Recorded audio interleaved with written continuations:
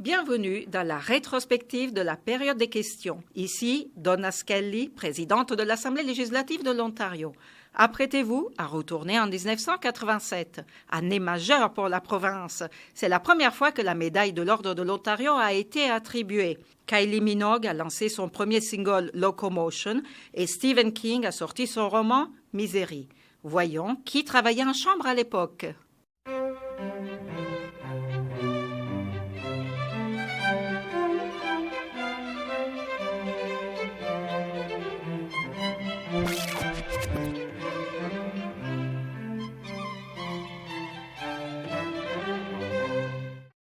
C'est tout pour le temps affecté aux déclarations des ministres et les répliques. Nous passons maintenant aux questions orales. Le chef de l'opposition. Étant donné que le premier ministre n'est pas encore arrivé, je vais reporter ma question à plus tard. Tout le monde d'accord? Oui. Député de Sarnia. J'ai le même problème, Monsieur le Président. Je préfère reporter à plus tard mes questions. Est-ce que vous êtes d'accord? Très bien. Le député de Welland-Thorold. Monsieur le Président, j'ai une question qui s'adresse au ministre des Institutions financières.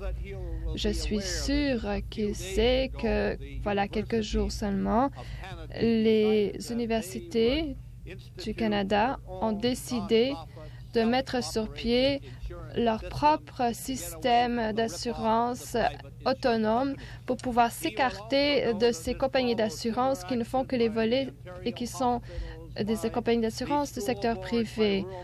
On a déjà entendu parler de ce genre de choses, tant au niveau des architectes, des avocats, des écoles municipales, enfin plusieurs groupes ailleurs. Ma question est la suivante. Étant donné le succès que connaît ce genre de régime d'assurance autonome, pourquoi refusez-vous d'emblée un système d'assurance autonome pour les automobilistes de cette province? Réponse. Monsieur le Président, vous savez certainement que le gouvernement de l'Ontario a beaucoup fait pour les régimes d'assurance auxquels le député fait allusion, surtout au niveau de nos écoles. Le chef de la Chambre en ce moment a beaucoup fait pour les assurances auprès des écoles, ainsi que pour les hôpitaux et d'autres institutions privées. Seules les municipalités n'ont pas réagi de façon particulièrement enthousiaste à ce chapitre. Même le gouvernement de l'Ontario essaye de s'assurer, et si quelque chose se passait ici avec cet édifice, il faudrait qu'on se tourne aux contribuables plutôt qu'à une compagnie privée. Par ailleurs, le député sait qu'une solution de rechange pour ce qui est des compagnies d'assurance privées, eh bien, souvent, mes commettants sont assurés auprès des cooperators. Cette compagnie d'assurance est légalement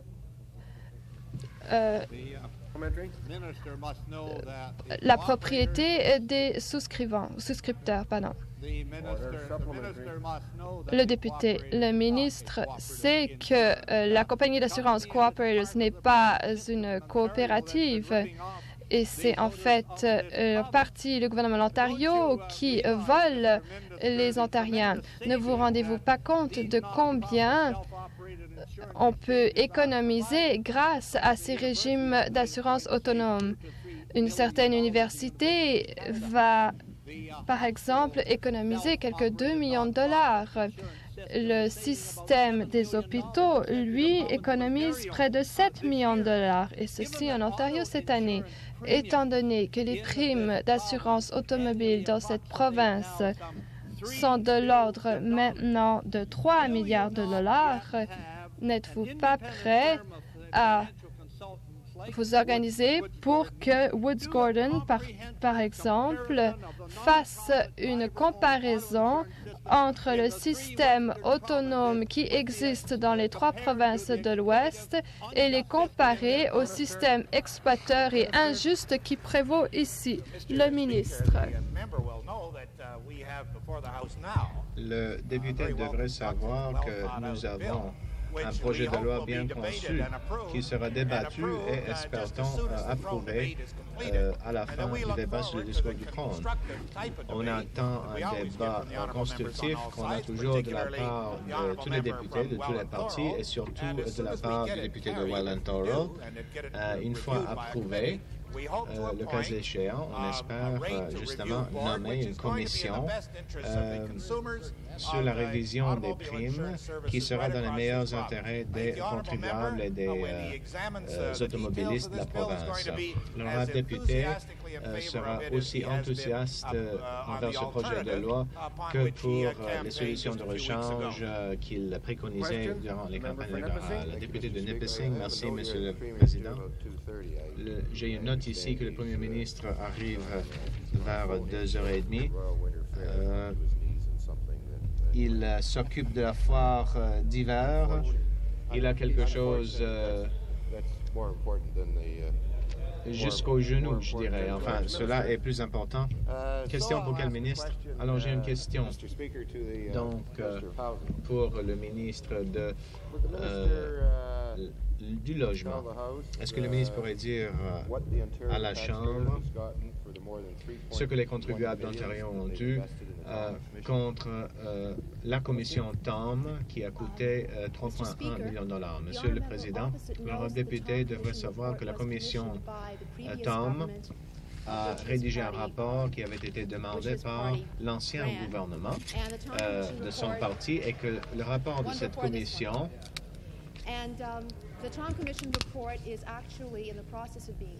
est à se faire traduire. Une fois traduit, ça sera rendu public. Bon, la question, qu'est-ce qu'on a eu? Qu'est-ce qu'on a reçu? Vous n'avez pas lu ou vous n'avez pas eu des documents là-dessus?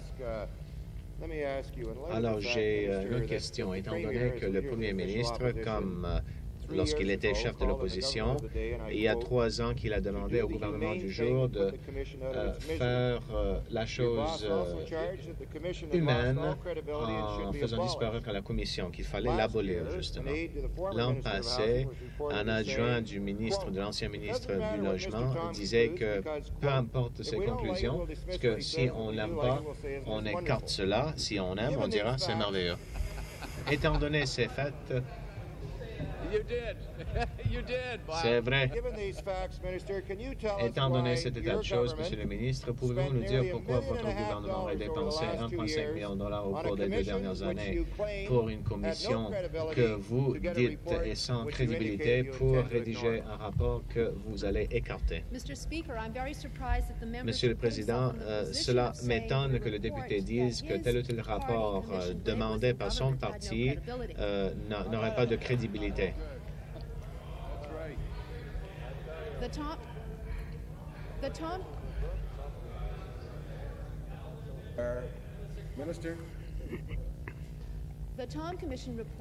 Le rapport de la commission TOM est finalisé. On est à le faire traduire. Cela dépend des députés de veiller à sa diffusion et de voir quelle est sa crédibilité. Je crois qu'il y a des choses là-dedans. Député de Windsor-Riverside, merci, Monsieur le Président. J'ai une question pour le trésorier. J'aimerais lui demander pourquoi, juste après la dégringolade de la bourse, disait-il que l'indexation des régimes retraite devait se remettre après, étant donné que le rendement depuis 10 ans est à la moyenne 14,2% pour ces fonds-là et que le rendement du TSE 300 est de 16,7% et qu'on estime qu'au moins il y a un surplus de 10 milliards de dollars pour les fonds de régime retraite. Pourquoi est-ce que le trésorier aurait dit d'emblée que ceux qui auraient payé dans ces fonds, ce régime retraite, se feraient pénaliser encore, seraient privés de l'indexation vu la dégringolade?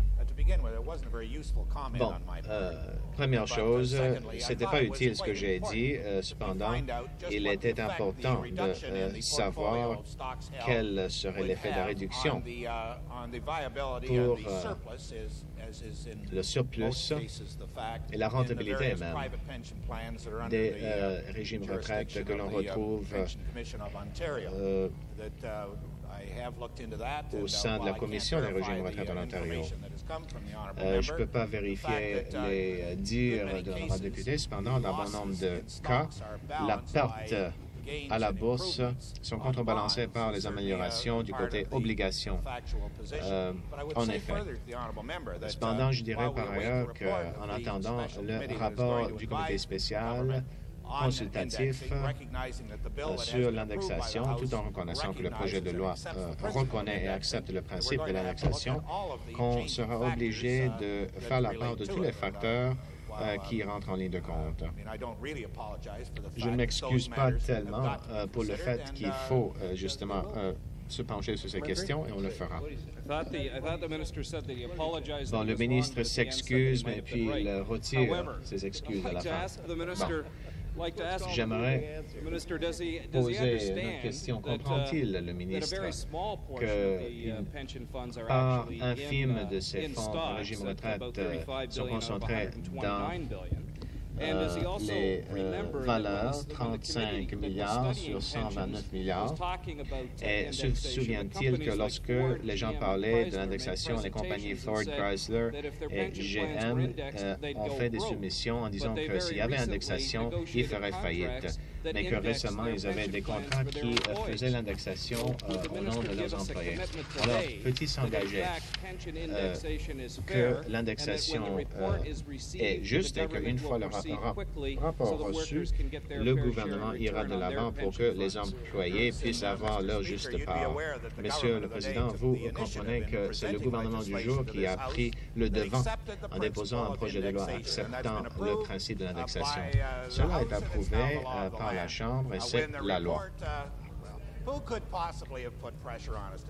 Qui aurait pu exercer des pressions? Impossible. Il s'agit d'une décision prise sur ses mérites. En plus, on a hâte d'avoir le rapport qui s'en vient. Le gouvernement fera les démarches qui s'imposent. Je crois qu'il ne s'agit pas d'une grande bataille.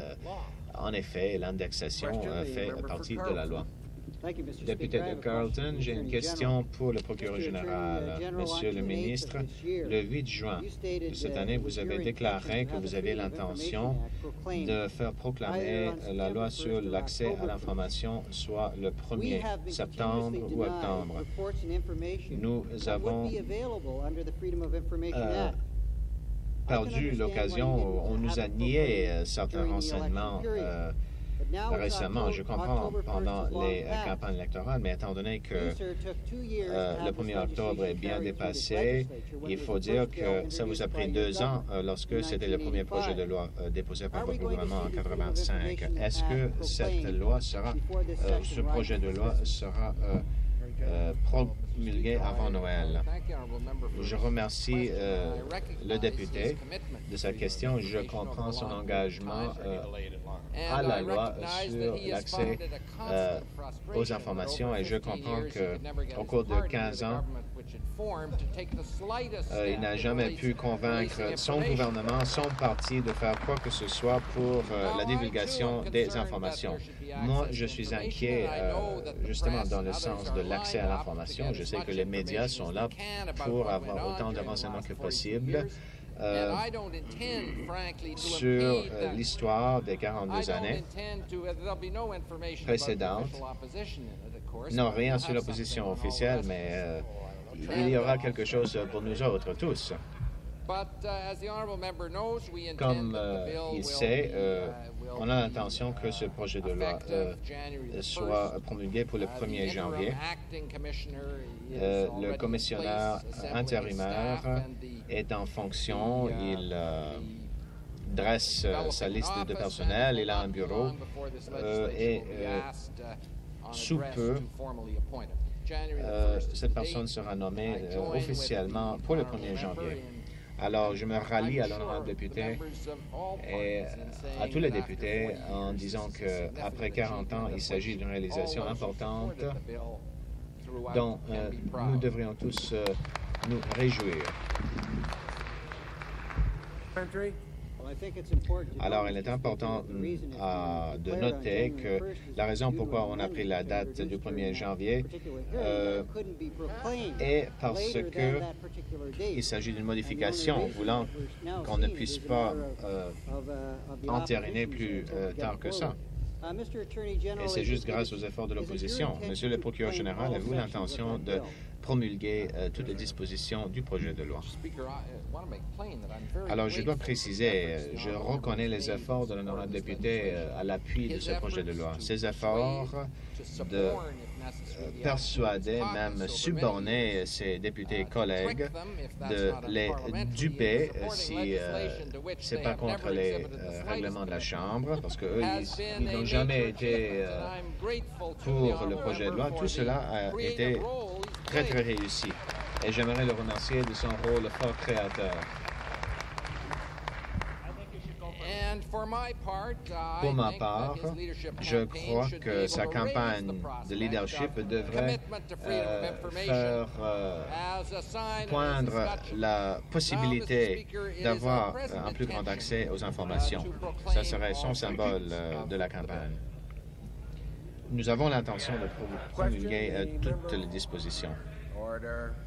À l'ordre, s'il vous plaît. Autre question. Merci, Monsieur le Président. J'ai une question pour le ministre des Affaires municipales. Est-il prêt à donner un financement supplémentaire en vertu de 5.2 de la loi sur les subventions inconditionnelles aux municipalités qui relèvent du Conseil de l'éducation d'Algoma, dont les contribuables ont dû payer plus cher à cause des sous-prélèvements du Conseil scolaire? Monsieur le Président, c'est une question que nous avons discutée un peu. Cependant, je n'ai rien à vous proposer pour le moment. Nous sommes en discussion c'est à l'étude. Merci, Monsieur le Président. Le ministre sait-il que même si certains prélèvements sont restés au même niveau, ceux qui sont montés ont fait ça parce que l'an passé, le ministre de l'Éducation apparemment a fourni de mauvais conseils au conseil scolaire. Donc, sous prélèvement. C'est pour ça que les prélèvements montent entre 15 et 100% à fin d'éducation. Si le ministre est prêt à venir à la municipalité, peut-il nous dire ce que fera le gouvernement à l'intention des contribuables qui habitent les municipalités non constituées, qui souffrent à cause des erreurs du passé? Monsieur le Président, je passe en revue ce dossier et je ferai rapport aux députés sur cette question. L'honorable député de Parry Sound, Monsieur le Président, j'ai une question pour le ministre des Services communautaires et sociaux sur les vacances au conseil de gestion du foyer de soins Belvedere. Il s'agit d'une lettre expédiée par M. Jim Dwight le 14 septembre à l'honorable ministre Sweeney. Et je cite, le 31 août 87, M. Jack Adjama a eu un appel téléphonique de la part de Geraldine Walker en disant qu'elle était nommée au conseil de gestion du foyer Belvedere 2 mois avant. Peu après, un des membres avait vu M. Heidman et disait que lui, il voulait être nommé comme l'autre membre. Cependant, ces gens-là n'ont pas assisté même à la rencontre du 9 septembre. Moi comme président, ni les autres n'ont eu un avis de ce changement. Au moins, à Sudbury, ils sont aussi dans le noir que nous. Et il est perturbant de constater ces affaires comme ça. Et je suis très déçu que votre ministère n'ait pas eu la courtoisie de nous aviser, de nous avertir. J'ai la question suivante. Quels sont les critères et quelles sont les procédures pour ce qui est de ces nominations? Monsieur le Président, alors, député, je dois dire que ce dont il fait état, c'est bien produit. Il est inacceptable. J'espère que les nouvelles procédures d'entériner feront en sorte que ça ne se produise plus. C'était un membre de mon personnel qui ne s'est pas acquitté de ses devoirs. Il n'est plus là. C'est tout ce que je peux vous dire. Question complémentaire pour le ministre. Alors, les qualifications de ces personnes n'ont rien à voir avec le fait que Geraldine Walker était candidate libérale à Parry Sound, qu'elle est maintenant vice-présidente de l'Association de circonscription et même au niveau fédéral. M.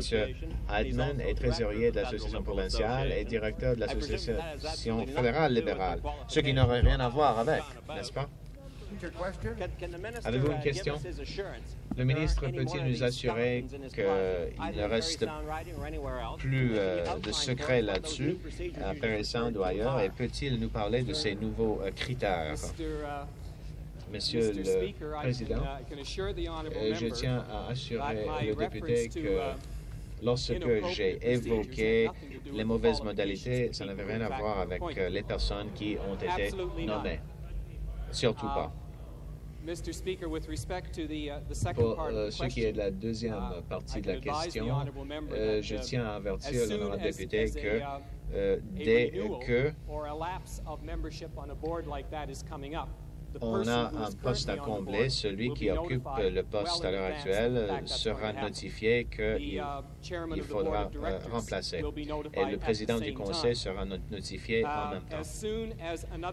Dès qu'une autre personne est prête à accepter le nouveau poste, c'est le président qui est tenu au courant, celui qui est remplacé est tenu au courant, et évidemment celui qui sera nommé est averti.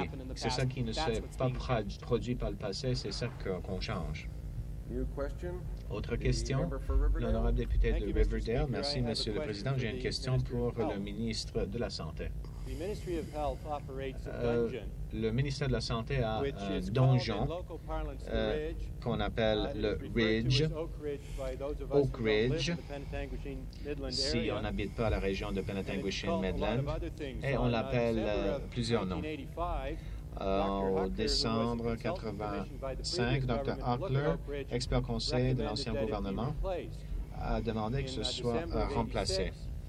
Au mois de décembre 1986, l'ancien ministre de la Santé de ce gouvernement disait qu'il fallait remplacer cette installation. Et même au mois d'avril 1987 et octobre 1987, même dans le Toronto Star, ils évoquent la nécessité de faire disparaître cette installation. Quel est donc l'échéancier pour la disparition de cette installation? Il me fait plaisir de répondre à la question de mon critique en santé et que je connais le dossier de Oak Ridge. Je connais les limitations structurelles de l'installation et le rapport du Dr. Hocker. Certaines des démarches qui sont recommandées, en effet, sont déjà implantées, Monsieur le Président.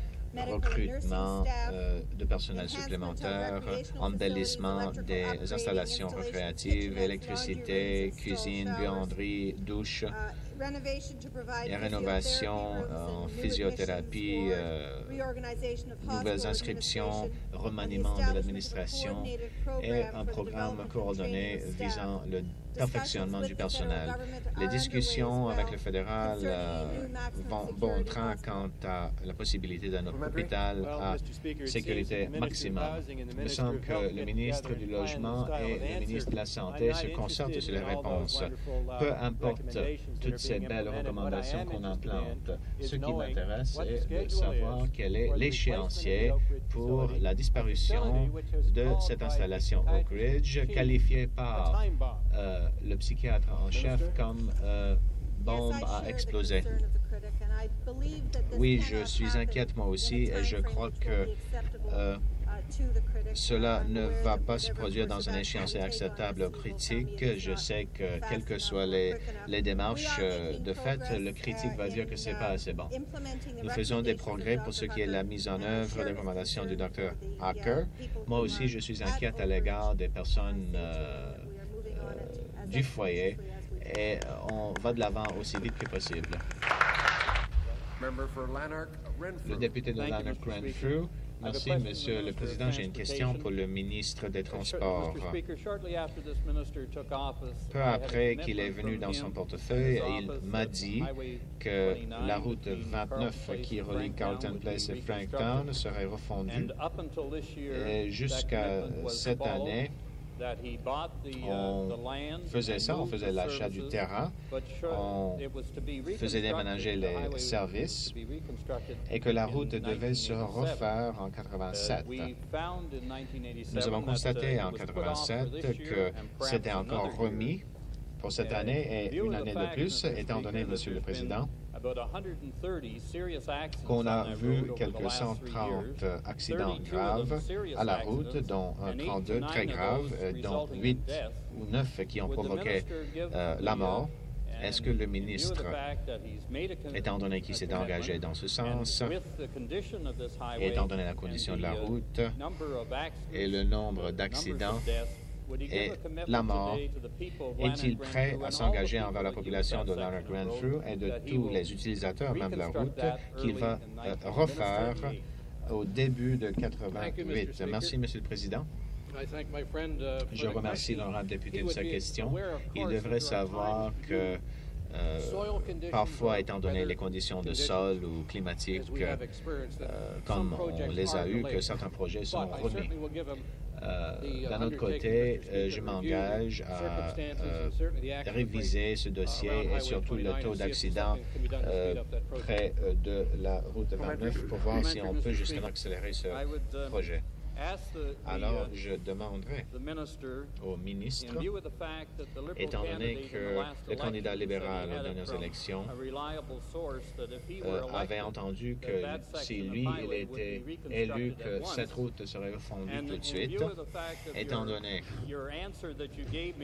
la réponse que vous venez de me faire et les déboursements supplémentaires donnés lors des campagnes électorales pour la construction routière, ne pensez-vous pas qu'il soit temps de cesser à jouer de la politique avec la population de la circonscription, cesser à jouer à la politique avec tous les gens qui sont intervenants économiques de la région et n'êtes-vous pas prêt à vous engager? Monsieur le Président, j'aimerais pas être assis sur ces bancs et dire pour une seconde que nous avons utilisé l'autoroute comme tout simplement pour obtenir des gains électoraux. Nous n'allons même pas parler des autoroutes 16 et 17 de votre côté. Mais comme je l'ai dit dans la première réponse, Monsieur le Président, je ne serais que trop heureux d'étudier la situation de l'autoroute 29, comme le député l'a indiqué. Et dans le domaine de la sécurité sur les autoroutes, ce gouvernement a toujours été très direct. Pour la première fois depuis 29 ans, le nombre de décès sur les autoroutes a baissé de manière significative. Nous allons retourner maintenant aux questions posées par les chefs des partis. Le chef de l'opposition, Monsieur le Président, ma question s'adresse au Premier ministre. Je lui souhaite la bienvenue à son retour de la foire agricole. D'après les déclarations effectuées à la presse, il doit savoir qu'il y a 10 jours, on a su les conclusions de GATT concernant la vente et la distribution du vin et de la bière au Canada et la pénétration du marché canadien par d'autres pays. Il s'agit d'un fait qu'il a préféré dissimuler de la Chambre la semaine dernière. Je signale qu'il savait de quoi il s'agissait. Au cours de la réunion de vendredi où l'Ontario était représenté, le Canada défendait les intérêts de l'Ontario avec les pays membres de la CE. Je me demande s'il peut nous dire quelle était la prise de position de l'Ontario à ces discussions.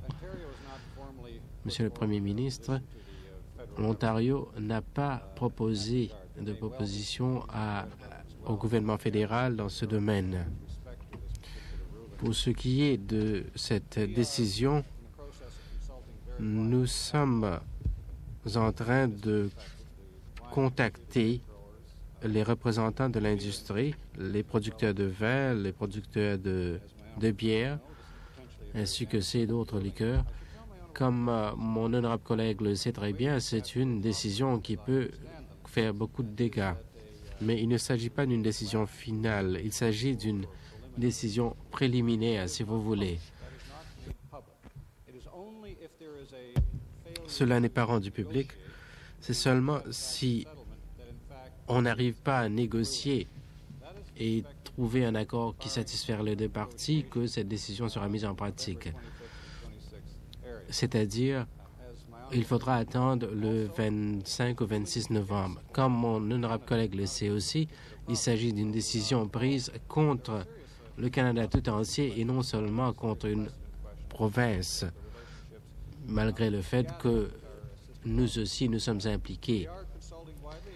Nous avons contacté les représentants de l'industrie. Il n'y a rien de définitif jusqu'à présent, mais je peux dire à mon honorable collègue que nous avons eu beaucoup de réunions avec les représentants de l'industrie au cours des derniers jours. Question supplémentaire. Monsieur le Président, je ne crois pas avoir entendu une réponse à ma question. Le Premier ministre ne peut pas nier le fait qu'il y a eu des réunions qui ont eu lieu avec les premiers ministres des autres provinces. Pour pouvoir négocier, il faut avoir une prise de position. Quelle est la prise de position de l'Ontario pour ce qui est des discussions qui auront lieu avec le gouvernement fédéral? Réponse. Je dis à mon honorable collègue, la réponse à sa question, eh bien, on ne sait pas encore. Nous avons des pourparlers avec l'industrie de la bière et du vin actuellement. Je crois que tout le monde comprend qu'il s'agit là d'une question sérieuse. Par conséquent, si vous me demandez maintenant si nous avons mis de l'avant une certaine position, la réponse, bien sûr, est non. Dernière question supplémentaire. Monsieur le Président, est-ce que le Premier ministre peut nous expliquer quel type de règlement négocié peut être obtenu si l'une des parties qui représente l'industrie du vin dans ce pays, qui représente la région qui est cultivée, où on cultive des raisins, n'a pas de prise de position. Si vous n'avez pas de prise de position, si le gouvernement de l'Ontario n'a pas de prise de position au départ des négociations, comment peut-on prendre au sérieux la prise de position de l'Ontario ou du gouvernement du Canada? Alors, je demande précisément au Premier ministre quelle est la prise de position de l'Ontario compte tenu de cette décision préliminaire, étant donné que le Premier ministre était au courant de cette décision et il n'a pas cru bon d'informer l'Assemblée et il a refusé d'en parler. Réponse. J'ai entendu votre réaction, j'ai lu vos commentaires à ce sujet.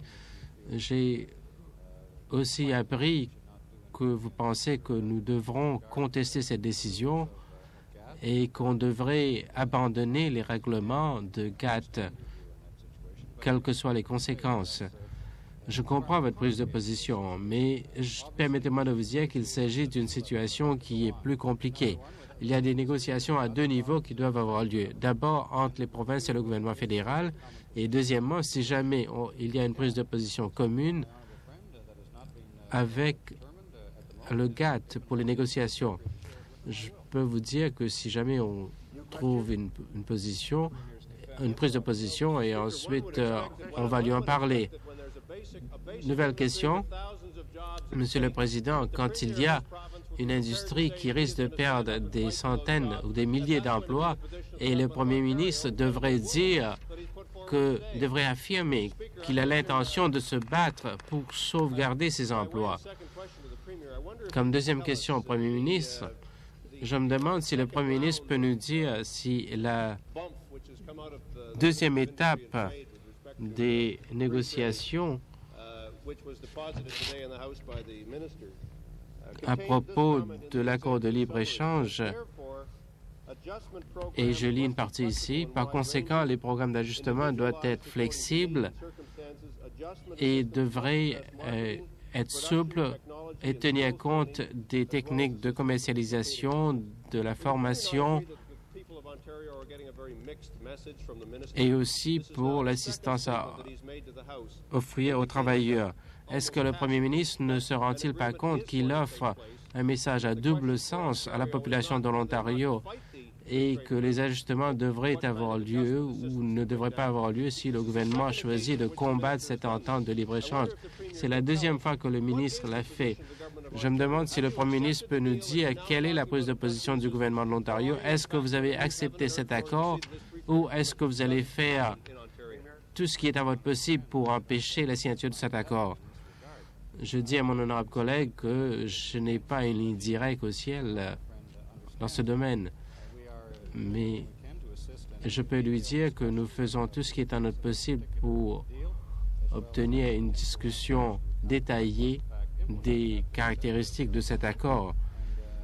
Ayant dit cela, nous disons que nous sommes contre cet accord et nous faisons de notre mieux pour convaincre les Canadiens que cet accord n'est pas dans l'intérêt national. Question supplémentaire. Tout d'abord, je dirais au Premier ministre qu'il devrait écouter un peu ce que son ministre dit. Il déclare que les travailleurs ont besoin d'une assistance et l'assistance sera offerte quand l'accord sera signé. Permettez-moi de demander ceci au Premier ministre. À part la signature de l'accord ou ne pas signer l'accord, qu'est-ce que vous allez faire pour contrecarrer cet accord? Réponse, j'ai dit plus tôt, je le dirai encore, il va y avoir un forum politique, il va y avoir une élection sur cette question très prochainement. Vous avez entendu votre chef national parler à propos de cette question, tout comme le chef du Parti libéral et le Premier ministre. Cela relève du domaine fédéral et ayant dit ceci, il appartient à tout Premier ministre de mettre de l'avant ses opinions. Je peux vous assurer que l'Ontario a l'intention de défendre sa prise de position, pas seulement pour des raisons de démagogie, mais nous allons procéder en analysant la situation très soigneusement.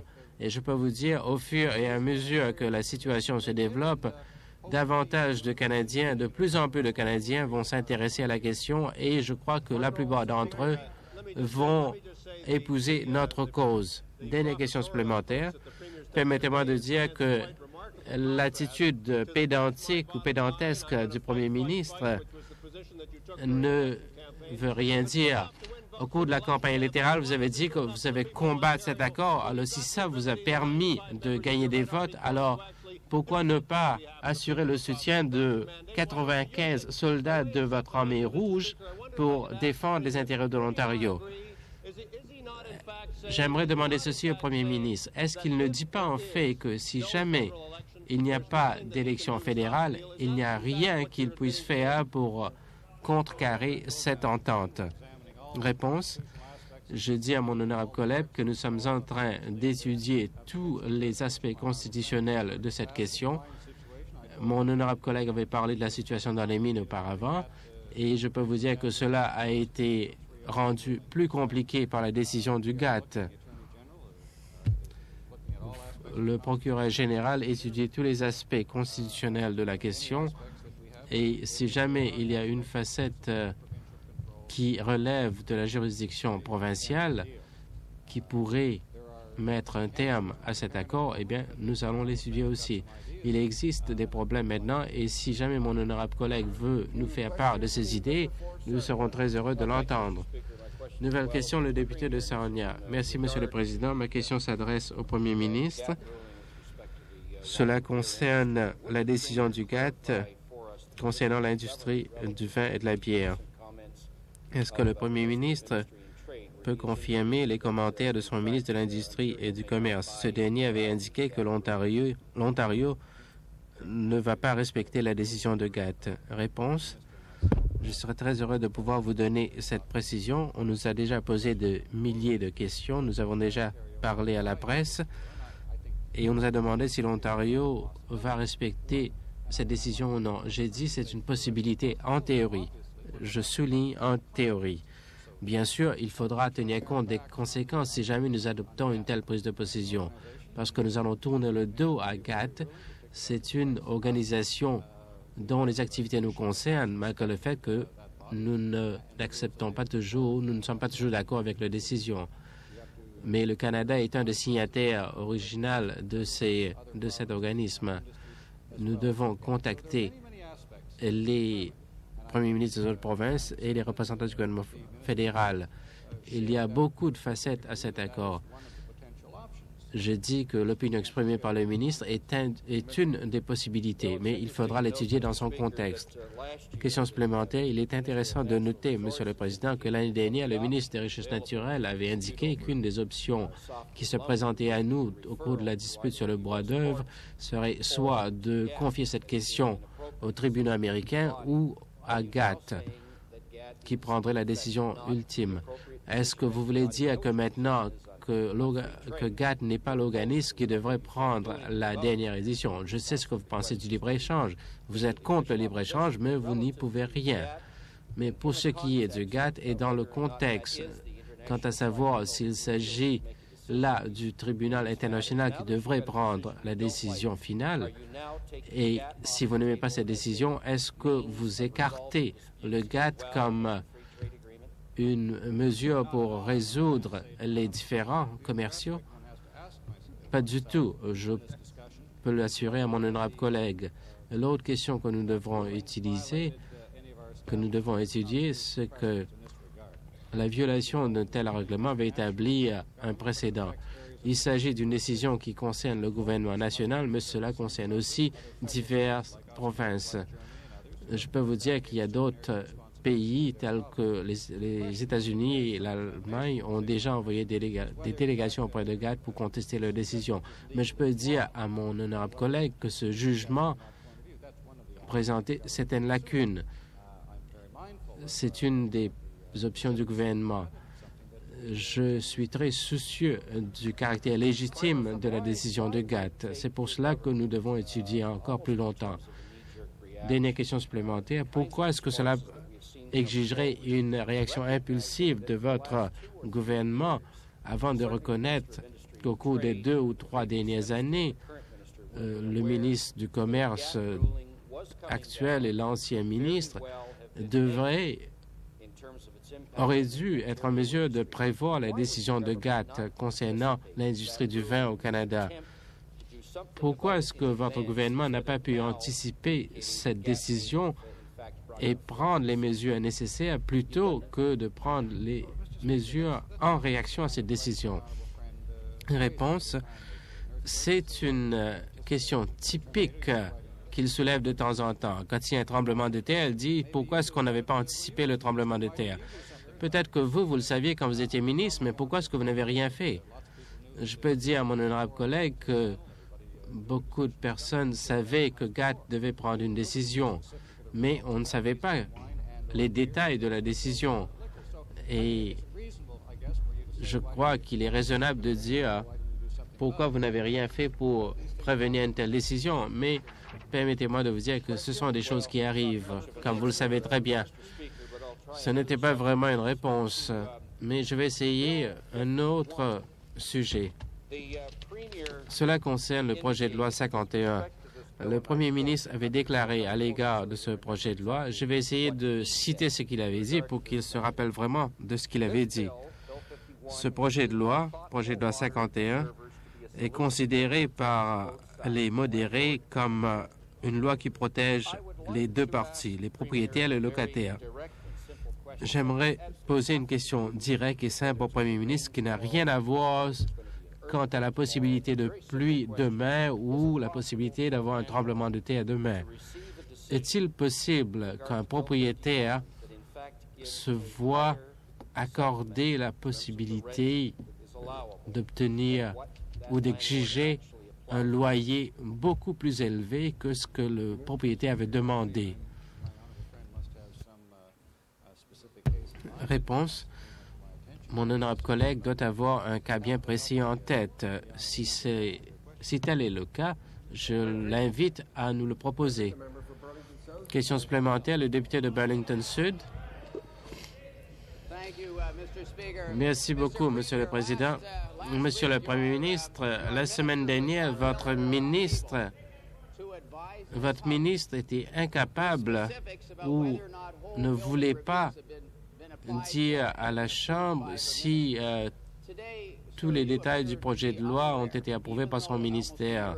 Aujourd'hui, vous ne semblez rien savoir, même s'il y a un an, vous avez déclaré que ce projet de loi va aider les locataires. Vous prétendez ne pas connaître la réponse à la question quant à savoir si un propriétaire peut obtenir un loyer plus élevé que ce qu'il a demandé. J'ai reçu un document confidentiel émanant du ministère du Logement en date du 19 octobre. Cela porte la signature de Bridget McCarthy, qui est Program Assistant, et c'est adressé à Jim Parker, responsable de la révision des loyers. Ce communiqué indique très clairement, veuillez trouver ci-joint toutes les décisions prises depuis depuis le 19 octobre jusqu'au 23 octobre. Il s'agit de 4 décisions. Monsieur le Premier ministre, votre ministre avait informé la Chambre que le fait qu'un propriétaire fasse une demande ne signifie pas qu'il va l'obtenir. Dans ce document, on apprend qu'un immeuble à 66 Park Street à Brockville, le propriétaire avait demandé une augmentation de 25 %. Ma question est celle-ci.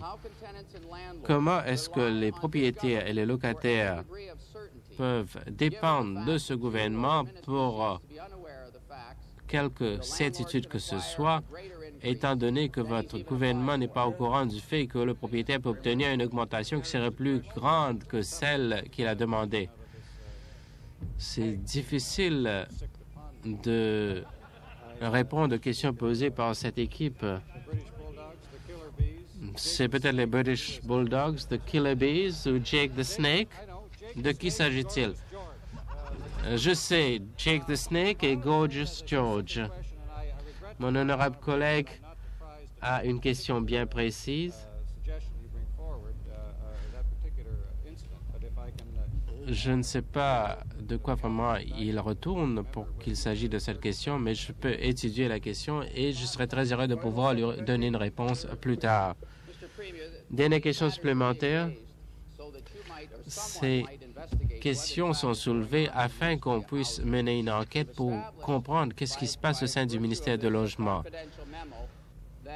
On a établi, à la suite de ce communiqué confidentiel, que les locataires peuvent être obligés de payer des loyers beaucoup plus élevés que le propriétaire avait demandé. Une étude aléatoire a démontré que les propriétaires n'étaient pas au courant de cette augmentation et les locataires non plus, malgré le fait que la date de ce document remonte à plus d'1 mois. Et ces décisions ne sont pas rendues publiques. Le ministre a refusé de répondre ouvertement aux questions touchant le programme de révision de loyer. Monsieur le Premier ministre, combien de temps les locataires doivent-ils encore attendre avant qu'on voit une solution aux problèmes associés avec ce programme? Et quand est-ce que les locataires peuvent être assurés d'avoir une bonne réponse? C'est juste de demander qu'on résout ces problèmes rapidement. J'apprécie le fait que vous me l'avez signalé. Je sais que vous avez identifié les problèmes présentés par ce projet de loi.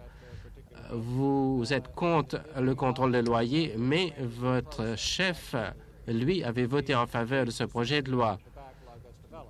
Et c'est malheureux qu'il y ait tellement de retard, mais je peux vous dire que le ministre travaille assidûment à résoudre ces problèmes et je peux vous dire, j'espère pouvoir vous dire prochainement qu'on va trouver une solution à ces problèmes. Nouvelle question.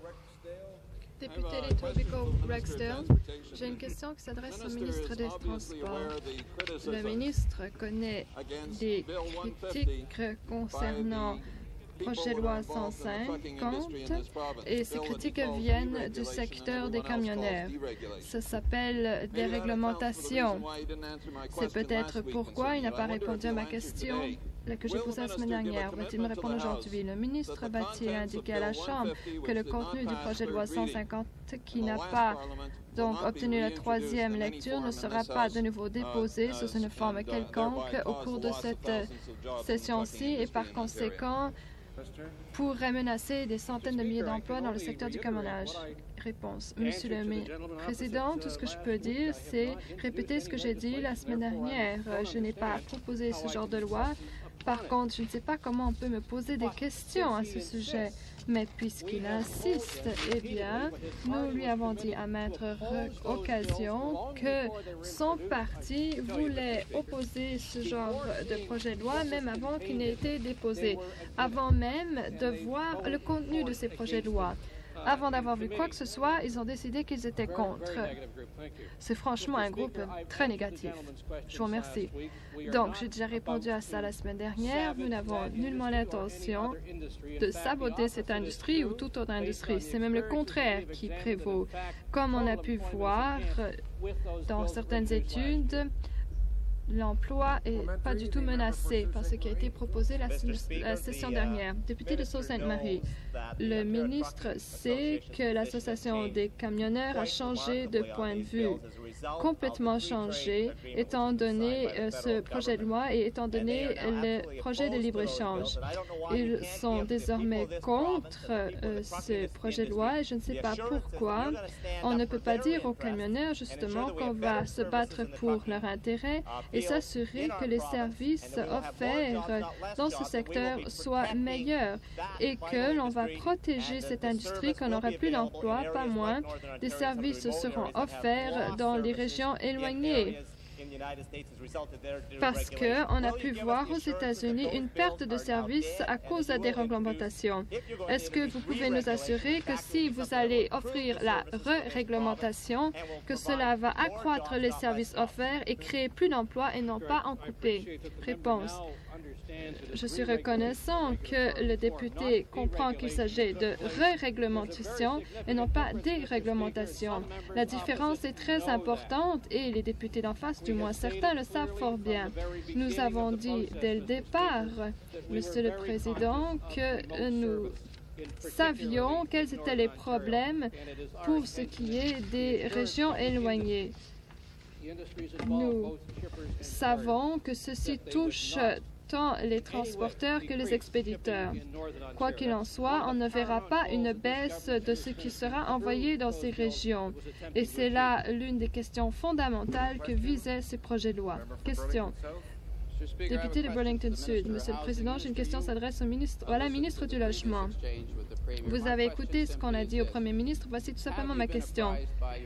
Est-ce que votre ministère vous a indiqué qu'on allait obtenir des devis beaucoup plus élevés, c'est-à-dire qu'on allait autoriser une augmentation supérieure à ce qui a été demandé et que ça venait des bureaux régionaux? Réponse. Non, on ne m'a pas dit qu'on a accordé des taux supérieurs à ce qui a été demandé au niveau des augmentations des loyers. Question. Si vous permettez, j'essaie de voir dans quelle mesure votre ministère vous épaule. Est-ce que votre ministère vous a dit qu'en fin de compte, certains devis ont été faits dès les premières semaines d'octobre? Est-ce que votre ministère vous a dit dès cette époque que c'était le cas? Et quand est-ce que vous leur avez dit de changer d'avis? Parce qu'en fin de compte, ça fait des mois que l'on sait ce genre de choses. Réponse. Le ministère est en train de traiter les renseignements concernant la révision des loyers. Nous le faisons de façon tout à fait à propos. C'est peut-être pas aussi rapidement que je le désire, mais c'est quand même fait de façon convenable. Nous allons donc donner les décisions prises en temps et lieu. Moi aussi, je partage les préoccupations du député d'en face, justement concernant la rapidité avec laquelle les renseignements seront diffusés. Et j'ai déjà indiqué à maintes reprises, et je me ferai un plaisir de le dire de nouveau, que nous allons le faire aussi rapidement que possible. Nous allons essayer d'accélérer le processus avec les ressources qui sont à notre disposition.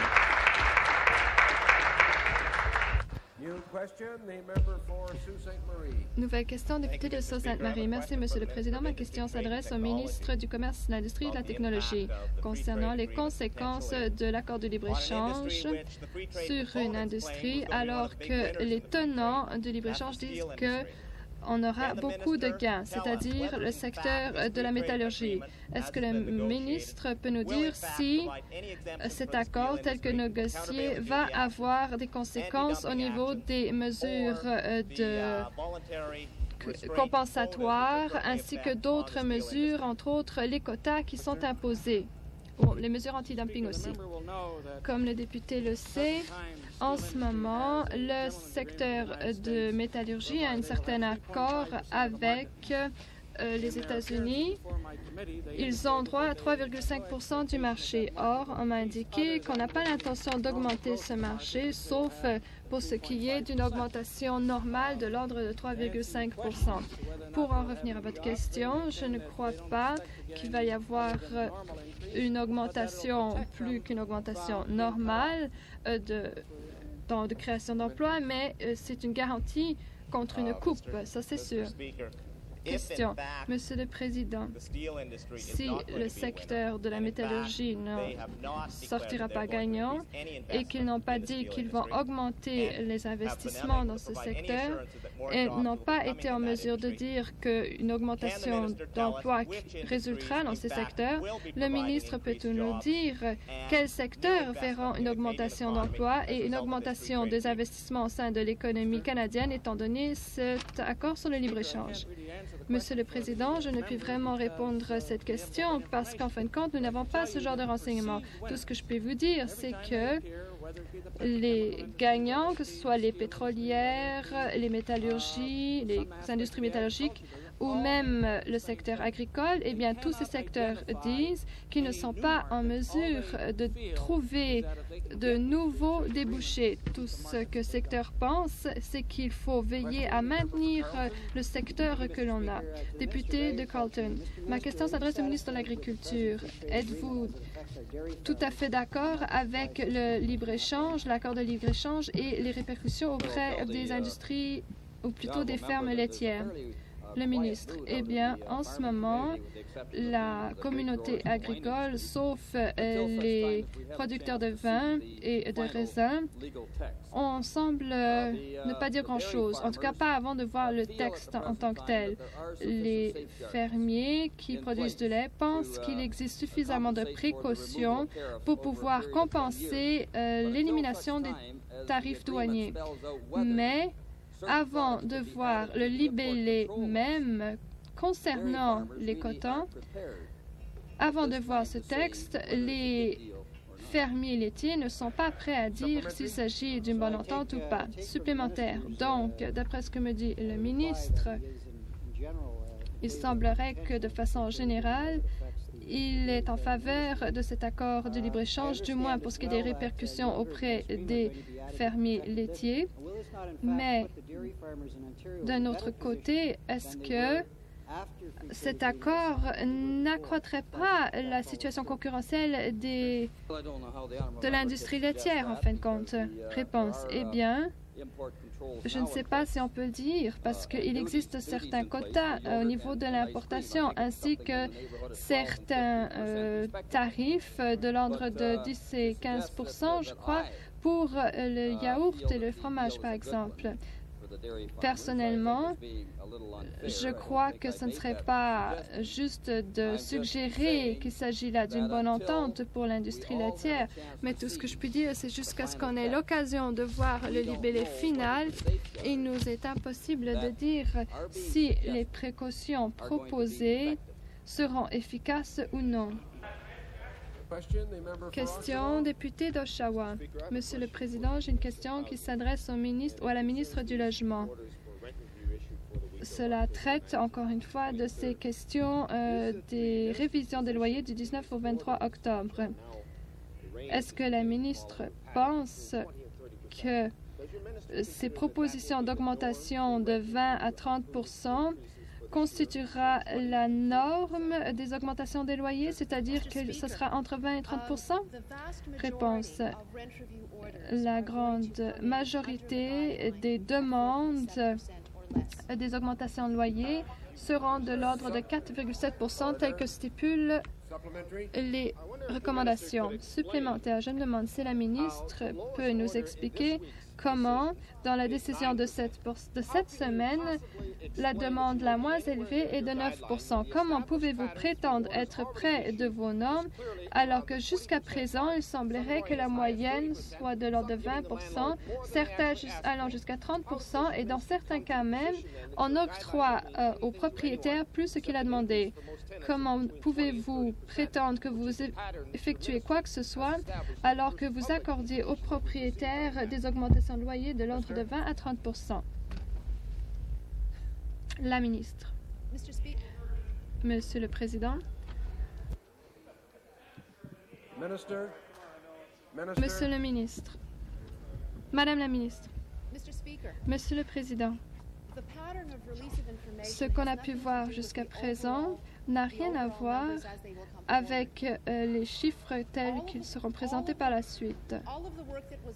Tout le travail effectué jusqu'à présent par le ministère montre que la grande majorité des augmentations des loyers sera de l'ordre de 4,7 au moins. Les documents auxquels vous faites allusion en ce moment comprennent d'autres questions en plus des questions de base, y compris celles auxquelles on a fait allusion aujourd'hui, par exemple dépenses en immobilisation. Et je crois qu'il est très important que les propriétaires puissent entretenir ou même améliorer l'état de leur édifice.